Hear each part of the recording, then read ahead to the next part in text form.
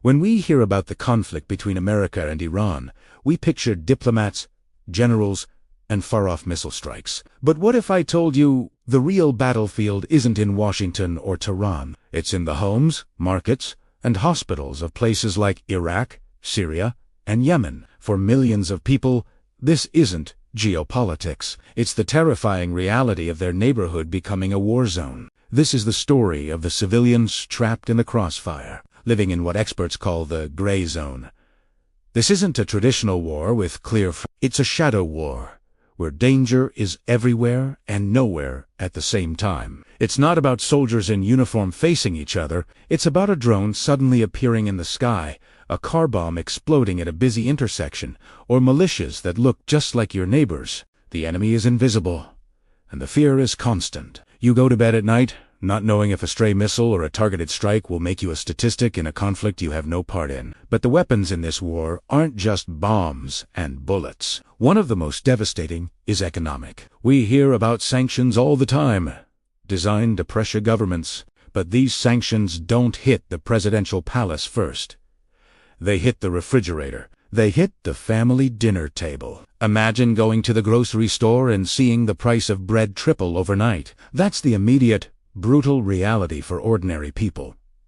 This creates impossible choices. A father might have a monthly budget that suddenly only covers a week's worth of food. He looks at his aging mother, who needs insulin, and his children who need bread. With inflation soaring by 300%, he can't afford both.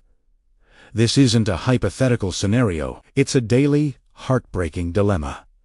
Do you choose medicine or food, your parents' life, or your child's hunger? This is what it means to be caught in an economic struggle. To survive, many are forced to break the law. When trade embargoes block essential goods, a black market economy thrives. Honest, hard-working people, teachers, engineers, shopkeepers find themselves involved in illegal trading, just to get baby formula, car parts, or basic medical supplies. They're not criminals. They're parents and providers trying to keep their families afloat in a system designed to suffocate them. Their desperation becomes a tool in a larger political game. And the pressure doesn't stop there. Think about the last time you had a power outage.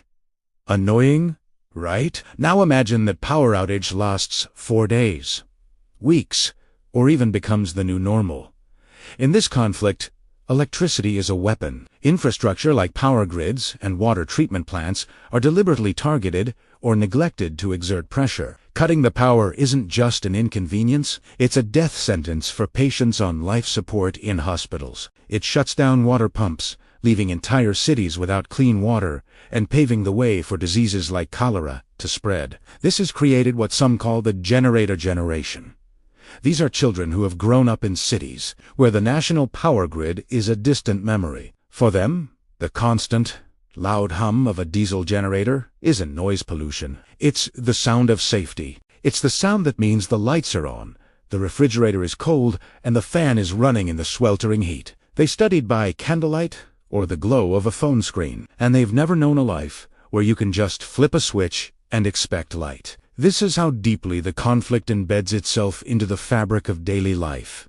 Beyond the physical and economic hardship is the crushing social cost. The constant tension and paranoia tear communities apart. In this gray zone, there is no neutral ground. You're forced to pick a side, even when you don't want to. If you take a job with a U.S. contractor to feed your family, you might be labeled a traitor and targeted by local militias. If you show support for local religious or political groups to stay safe, you risk being flagged by Western intelligence agencies. You're trapped. Every decision you make for your family's survival could be misinterpreted as a political statement, putting a target on your back. This paranoia creates a society where you can't trust your neighbors. You don't know who is an informant, who is a militia member in disguise, and who is just trying to survive like you. Friendships are strained, and communities that have coexisted for centuries are fractured along sectarian lines that are often amplified and exploited by the outside powers. And then there's the psychological terror of being cut off from the world. During protests or military operations, one of the first things to go is the internet.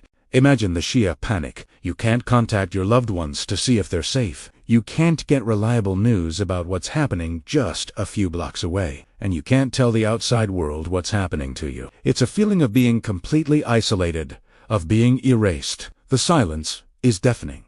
And it's a deliberate tactic to control information and sow fear. You are trapped in an information blackout, alone with your anxiety and the sounds of conflict outside your door. But in the face of all this, something incredible happens. The human spirit endures. People find ways to resist, not with weapons, but with acts of determined normalcy. Surviving isn't just about hiding in a basement. It's about the man who reopens his coffee shop amidst the rubble, offering a small space of community and routine. It's about the students who refuse to let their education be another casualty of war, gathering to study by candlelight. It's the wedding that still happens, the music that is still played, the jokes that are still told. These small acts of defiance are a powerful statement.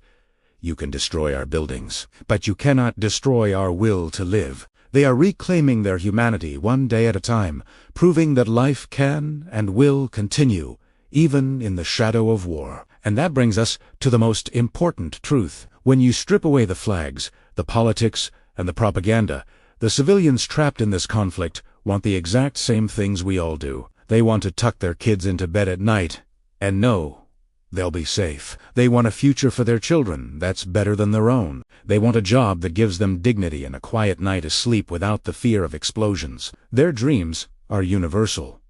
They are not pawns on a chessboard.